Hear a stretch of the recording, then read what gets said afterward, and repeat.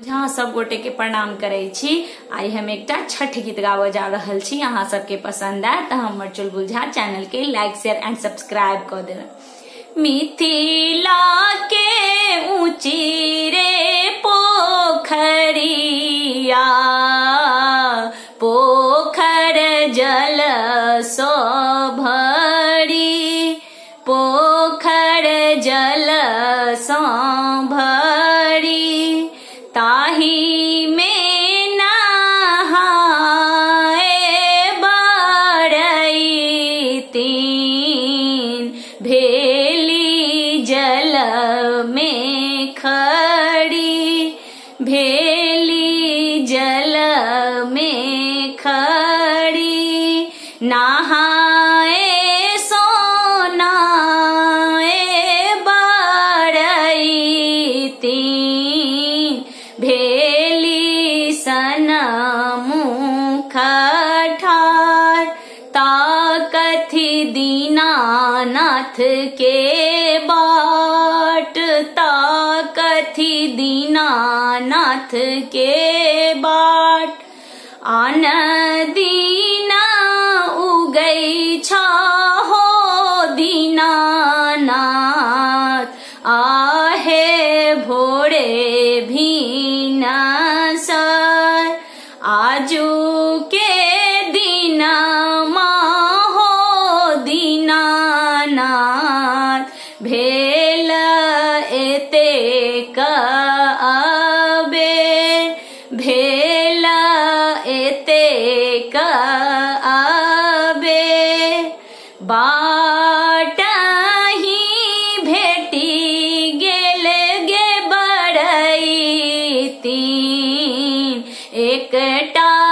बाझिन गोहार, एकटा बाझिन गोहार, बाझिन के पुत्र दैत बरई तीन, भेल एते अबेर, भेल एते अबेर, आन दीना उगई छहो दीनानाथ, आहे भोरे भीन सर, आजू के दिन माहो दीनानाथ, भेल एते अबेर, भेल एते अबेर, बाटही भेटी गेल गे बरई तीन, एकटा अन्हरा गोहार, एकटा अन्हरा गोहार, अन्हरा के नैना दैत बरई तीन, भेल एते अबेर, भेल एते अबेर, आन दीना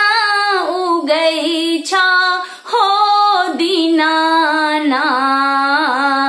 आहे भोर भीनु सर, आहे भोर भीनु सर, बाटही भेटी गेल गे बरई तीन, एकटा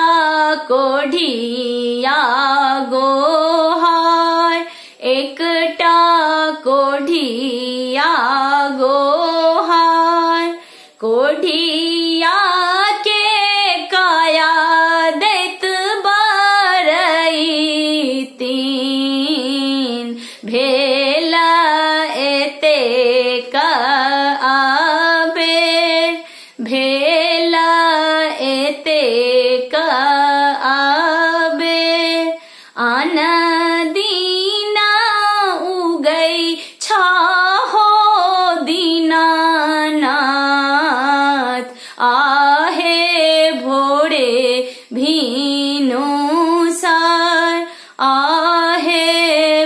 भोरे भीनु सर बाटहि भेटी गेल गे बरई तीन एकटा निर्धन गोहार एकटा निर्धन गोहार निर्धन के धन देत बारई तीन भेला एते का आबेर भेला एते का आबेर आन दीना उगई छाहो दीनानाथ आहे भोरे भीनु सर आहे भोरे भी